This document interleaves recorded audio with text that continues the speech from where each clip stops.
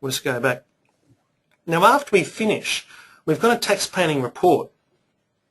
I'll open this one up. We're coming very soon to having our live tax planning meeting. Now, a tax planning report looks like this. You would put your own logo on the front and your own details for your firm and use your own colours and the fonts and things like that. The tax planning report is a summary of what your client's situation is up to 31st of March or 30th of April, and then based on that, what we estimate the profit for the year to be. The advantage of this approach, and in saying this up front, is if you do tax planning on the basis the client's going to earn $200,000, and that's their best guess, and it comes to August, September, we do their tax and we find they've earned $400,000, all of a sudden their tax has doubled. And the client will come back and say, oh, but you only said there's only $100,000 worth of tax when there's actually $200,000. Well, this eliminates that problem because it shows the client the basis on which we've estimated for the year and then the basis on which our tax estimate down here has been calculated. So if they have earned more than what we've estimated, well, the client can't complain about it because this is all based on an estimate, but we've laid all these estimates out in the report. And the very important thing is don't just email this report out to the client, but ring them and talk to them about it afterwards and put a file note down that you've discussed everything with the client and they're happy with the figures on there, because that way it saves any problems down the track with the client without realising how much they've earned, having more tax to pay than trying to blame you for their tax. So this sort of thing always happens. We're always aware that clients don't like tax bills, and so whenever anything changes that they don't expect, they'll always blame you, the accountant. So we're trying to give you the strategies to stop the clients blaming you when it's not your fault. We might even say down here, based on your trading results, there aren't any tax planning strategies needed, so we can put that paragraph in. We always like then to highlight the value of our services, so we can say, based on our tax planning meeting and what we've done with tax effective distributions, we've saved you tax of at least X amount. And so if they get a bill for $1,000 worth of tax planning from you, and you've got in here you've saved them tax of at least $12,000, well, that's value, and we've highlighted that front of the client. Over the page, what we have is a number of paragraphs that you can leave in or delete depending on your client's circumstances. So we've tried to give you everything that you need so you don't have to recreate it. It just means you can go delete, delete, delete, and very quickly prepare this report in no more than 15 minutes. So we go about your cash flow, run through about Div 7A and company loan accounts. We look at options for paying back loan accounts, formalising through a loan arrangement, loan agreement, paying funds back to the company, or increasing wages of the directors and having additional tax on that. We also look at subsequent years for Division 7A loan accounts. We look at PSI, potential problems there, PAYG tax instalments, BAS adjustments. We run through asset protection again, and then a few specific things, recommendations like prepaying marginal interest, super contributions, company beneficiary if you still want to do that. All the specific recommendations are there. Some general tax planning strategies as well, so we've got specific ones. Then we finish with the general ones, which I just need to be reminded to every client every year. Then we've got our action plan with the general and specific recommendations in there. So you can see it's quite complete. We normally find after we delete the things we don't need, that report comes down to about 5 pages, and then we'll email it out as a PDF to a client. It looks good, it's in colour, and it's ready for the client to act on. And there's a lot of cross-selling throughout that document as well if you're trying to get the client to use your financial planning division services. Now, we've got the letter that encloses the tax planning report, a letter to the client reminding them about tax planning. We've also got flyers for individuals and business owners. And once again, we're going to be updating these, but it'll just give you a bit of an idea of the sorts of information that we have on these. So business tax planning strategies, you can send this flyer out to every one of your clients. It just goes through some general strategies that they need to be aware of. So if a client doesn't come in and see you, you could possibly email this out to them as a bit of a value add. Rightio, so that's looking at the tax planning information on Count GPS. Now, I want to run through for a moment something that I'm pretty passionate about, and that is that I believe that accountants in general take the wrong strategy of how they give their advice to their clients. You see, a lot of accountants think that we're here to not bug our clients, and so they don't want to send out questionnaires to them, or they don't want to bug them because they think, well, that's what I'm here as the accountant to make those decisions on their behalf. Problem is, if the client only hears from you twice a year, and you do all this really good planning and decisions on their behalf in the background based on your years of experience and being at uni, when it comes to delivering the bill to the client, they cannot see the value in what you've done unless you've communicated that to them. So the approach that I've taken in the last 10 or so years is to bug our clients. In other words, stay in contact with them. Clients like you to be in contact with them, and they like being involved in the decision-making process. Now, most clients don't have a clue about what we're talking about, but they want to hear us explain one or two options, and they like us then to make a decision with them. We might make a decision on your client's behalf and they'll go along with it, but at least we've taken them through the process.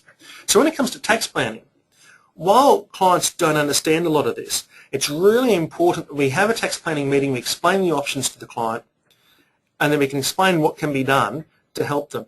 Now, when they then get the bill, they've realised the work that's gone into it because we've met with them, we've run through some of the issues with them, we've spoken to them about some of their options, and then we've made a decision with them. That truly is advice, and it's important for clients then to be aware of all the little things that we think about as we construct the whole financial taxation situation.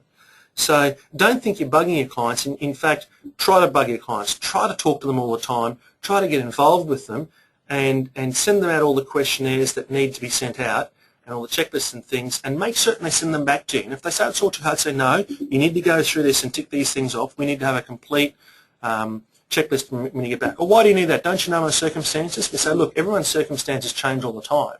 That's why we need to get these from you every year so there's no problems. For example, if you don't send out your FBT questionnaire to your clients because you just assume that FBT doesn't apply, then you find 6 months later that your client just actually had a vehicle purchased for one of your employees, and they didn't let you know, and the client's had it for personal use, and you've got FBT that we should have spoken to the client about.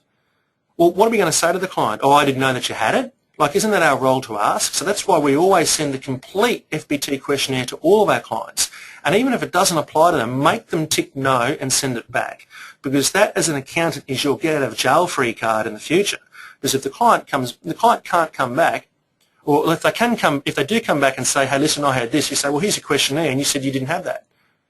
So we've acted on your questionnaire, and that was wrong. So, Mr. Client, we can't be held accountable for that. It's just, we live in a world where, unfortunately, clients do lie. They try to get themselves out of situations by blaming you as the advisor. We've had it happen to us, and that's why we've developed a whole lot of strategies to make sure it's never going to happen to us again. So I know it sounds a little bit tough, but we need to make certain that our clients are fully aware of everything that we do, send them all the questionnaires, make certain they fill them out properly and send them back before you start doing any work, and that makes the client aware of all the things that need to be considered, and it's protection for you as the accountant. Okay, I'll jump off my soapbox now, and we'll kick into our live client meeting. So what we're going to do is interview Susan Banks, and if you don't know what Susan looks like, there's a picture of Susie. Thanks, Tim. Hi Susie, how are you today? Thank you. Okay, so what we're going to do is run through our tax planning meeting with Susie. Now Susie, you might want to give just the background to the client that you're representing today, and this is based on a real live client situation. Okay, this client, she's a consultant for project management. Runs a company, and so works through that. She also earns a wage from her company, and she's sort of set that at around $120,000. That's what she needs to live on every year. She's also got a trust, an investment trust, where she has a rental property, so she has a loss coming through there. And yeah, she's looking to bring down the profit that she's made, probably about $290,000, $300,000 profit projected for the year. Okay, so Susie's going to take the place of the client, and we're going to run through the session now. As I said before, we're going to do this pretty quickly because Harvey's going to interview Susie later on, and Susie can give some of her words of wisdom as to how, in her experience, how she can run proper tax planning with her clients. So I'm going to ask Susie just a couple of questions and use the tax planning workbook that we have to demonstrate to Susie, as we're talking about things, changes that can be made to her tax situation. So the tax planning workbook, so you've seen enough of Susie now, we'll switch across to the workbook. This is the tax planning workbook on Count GPS. They keep saying we'll update for 2011 very soon. So put the client's name on the front. We're doing a bit higgledy-piggledy here today, and I'll explain why. This is a company on the left-hand side, but we've also got a trust over here on the right-hand side, and we're going to show you a few options for distributing money between companies and trusts and things like that. So before the meeting, I will have got Susie's estimate of her profits as at 31st of March. Now, if you're using something like Xero for online accounting, that's easy because you can just jump online and see it for yourself. And we'll come back to talking about Xero in a minute. We've also got the investment trust over here. By the way, just a really, really cool tip about Xero. This is something that we're about to do for all of our clients. So nothing to do with tax planning, but I tell you what, you're going to love this one. All of your clients that have got smaller investment trusts, say your mum and dad style investment trust, you might have a couple of properties, you might have some share investments, other things like that, and you might charge $750,000, $1,500 a year just to do the year-end tax return and financials. What we're going to be doing at our new accounting firm that we're about to set up at Change Accountants, we're going to be getting all of these clients onto Xero ledgers. Now, you know, Xero, for the larger clients, it's $49 a month. If you just need a cash book, it's $29 a month. But if you want just a ledger that allows you to do year-end financial statements, for $5 a month, which is cheap as, we're going to sign all of our clients up. So from 1st of July, all their bank accounts are going to flow through into Xero ledgers. And so as at 30th of June 2012, we've then got all of the coding done for all of these clients. It'll take us an hour or less, half an hour probably, to go through and code to create the financial statements. Xero will have the notes and the compilation reports and everything like that there, and then you can just push one button, publish your year-end financials. The other half an hour you do the tax return. I reckon you can do a $1,000 job in an hour by using Xero ledgers. And so we're going to be working, getting all of that, and we're going to absorb that cost. So it's going to cost $60 per year. So our accounting firm will pay for that. We're just going to get the client to sign me and say, hey, listen, we want to receive your bank information electronically. So we're going to get them all to sign up to Xero ledgers. We'll absorb that cost, $60. It'll enable me to do a $1,000 job in an hour to an hour and a half. So you can work out the average, realisation rate on that. It's fantastic. So if you want to talk to me about that later, give me a ring. 07 3221 1100. That's 07 3221 1100, or info@countgps.com.au, and I can talk to you about that. But the guys at Xero, they'll talk to you about that as well. I reckon it's just a fantastic strategy for the clients that aren't your MyOb people that you're going to swing across to Xero, but for the rest of them, they've got bank accounts that allow you to code everything. Okay, let's get back to why we're here, which is tax planning. But I reckon that's a really, really cool tip. Okay, so Susie's given us, well, we've got from Xero this information. She's got investment trust with a bit of a loss there. So in our meeting, we'll kick off at a meeting. I've got through all the small talk. Susie's a Brisbane Broncos supporter like me, so we'll talk about how all the Broncos are going. Small talk out of the way. We've got our tea and coffee on the table. So right, well, Susie, you've had a pretty good year so far. Estimated $202,000 profit for the year. So between now and 30th of June, at the end of June, what sort of profit do you reckon we'll make before we start making tax paying adjustments? I think it's going to stay pretty much the same, Tim. I can't see much of a change, just continuing on with my monthly, bills that I've got happening at the moment.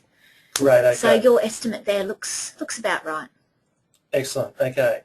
Well, what we'll do is we'll just blast this out to, we'll divide by 9, multiply by 12, and we've already done that. So we've come to a figure here, 269,962. So that's what we estimate it to be. And then over here, under your investment side, we'll blast it out as well. So 19,200. That's what our group total is, 250,000. Great. Okay, that looks good. So first of all, Susie, we haven't built in the accounts yet. If you were running Xero, of course, you would have this in there, but you might make some depreciation adjustments. So for tax purposes, we've got our depreciation, so we'll just put that in there, and that'll bring that profit down. So we're looking at a tax profit of about $254,000. Now, before we do any other adjustments, what I'd do is I'd leave all those blank. Based on the $254,000, it'll then work out at 30%, tax payable is $76,000. So I'll say, Susie, right, you've got $76,000 tax payable. We will have paid $45,000 worth of PAYG instalments, so we've got $30,000 tax payable at the end of the day. So that's worst case. You do nothing, $30,000 to pay. And this is the business, not just you personally. Company, right? Just your company, yeah. Have you got the cash in at the moment, or what have you done with the cash? I've got some cash set aside.